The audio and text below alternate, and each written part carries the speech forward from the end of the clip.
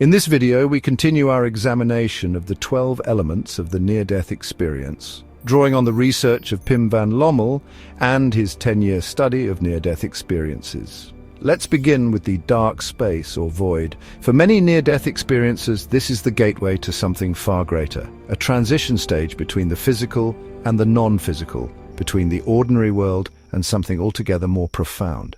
Near-death researchers describe this as the threshold moment of the NDE. Before this, the experience is still tied to physical reality.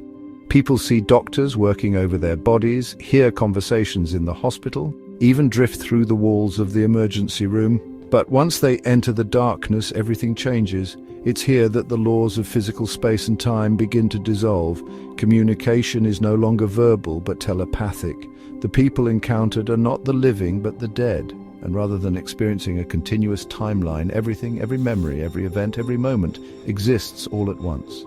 As Pim van Lommel explains, this journey through the tunnel is not just a visual effect, but the passage from one dimension to another, a place where time and distance no longer apply. For many, it begins with a sudden pull into darkness. They describe the sensation of being sucked into a void, of floating in an infinite black expanse. Some liken it to being inside a well, a tunnel, or an enclosed space. And while this might sound unsettling, most people find it oddly peaceful.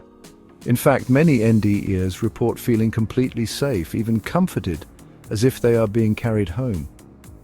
One experiencer described it as feeling like a child again, wrapped in nostalgia and warmth as though being taken to the movies by their father. But then something new appears, a light. Sometimes it starts as a mere pinprick in the distance, pulling the experiencer toward it at breathtaking speed. Other times, the darkness itself begins to glow as though illuminated from within.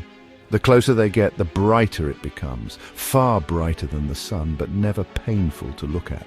And when they reach it, something extraordinary happens. They feel completely immersed in it, bathed in an overwhelming sense of unconditional love and absolute acceptance. It is a homecoming, a return to something ancient and familiar, a feeling of belonging beyond anything they have ever known. One of van Lommel's subjects described entering an immense spiral-shaped tunnel, at first feeling some fear, but then seeing a dazzling, radiant white light above them. The moment they passed through the tunnel's opening, the entire landscape changed. They were no longer in the physical world. Everything became new and strange, colors they had never seen before, a presence of overwhelming love, and, most mysteriously, a world without time. They described it as a different dimension altogether, one where time simply did not exist. For most, this experience is profoundly beautiful.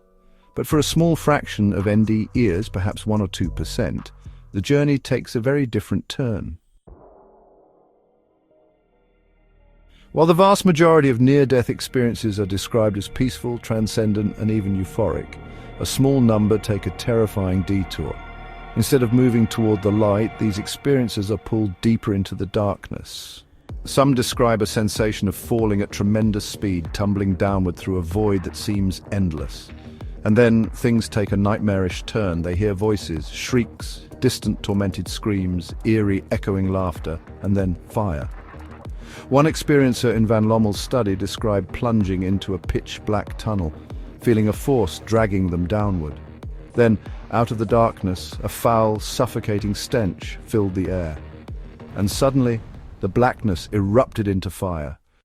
Around them, they saw beings in torment, their faces twisted in agony, trapped in some kind of horrific limbo.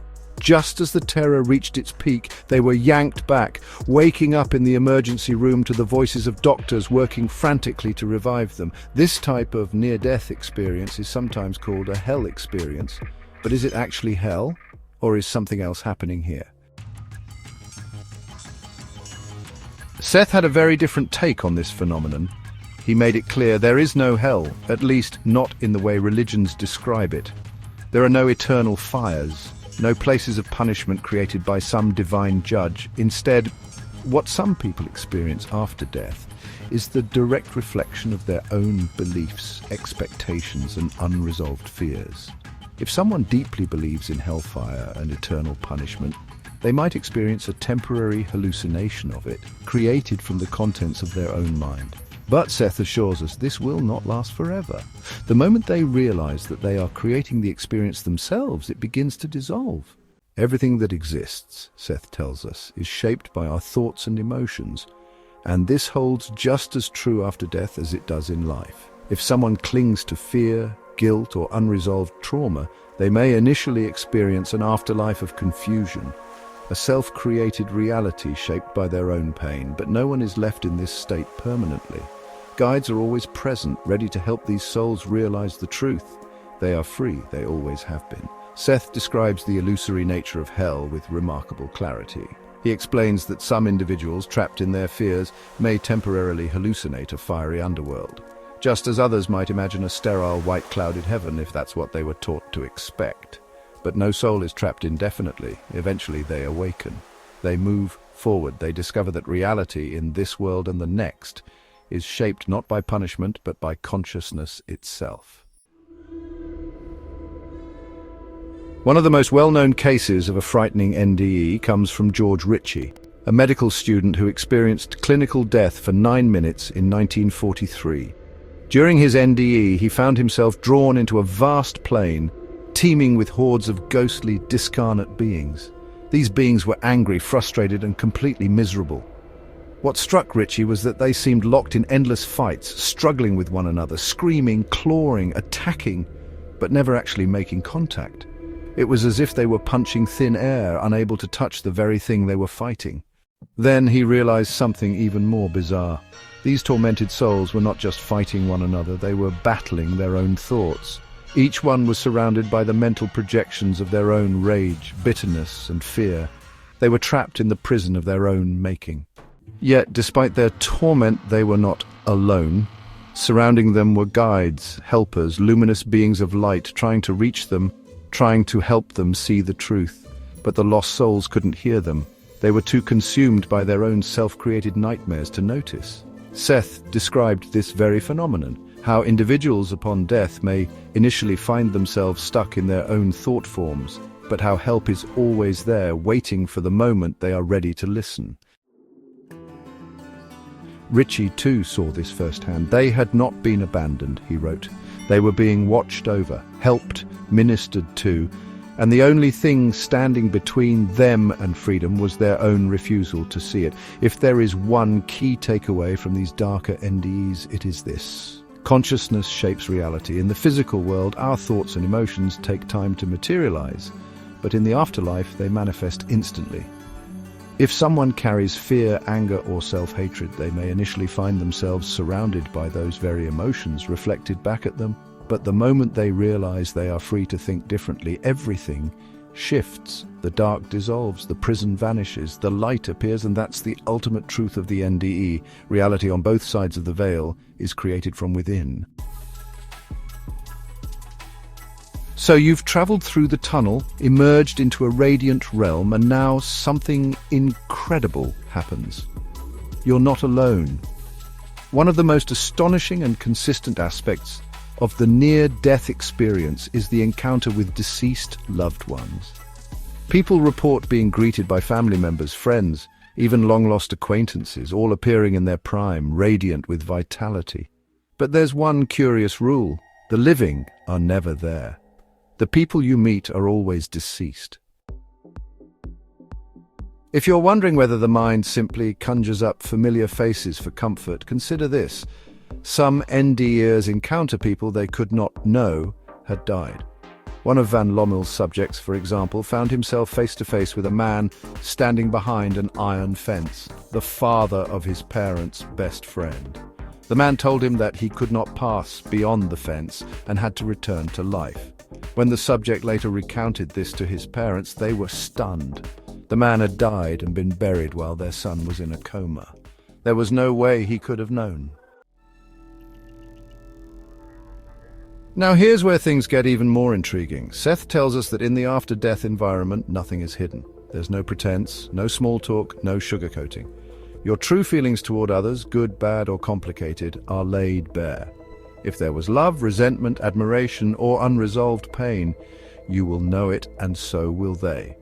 But rather than this being a frightening experience, most NDRs describe it as deeply healing. Relationships are seen with absolute clarity, and the barriers of misunderstanding, ego, and unspoken words dissolve.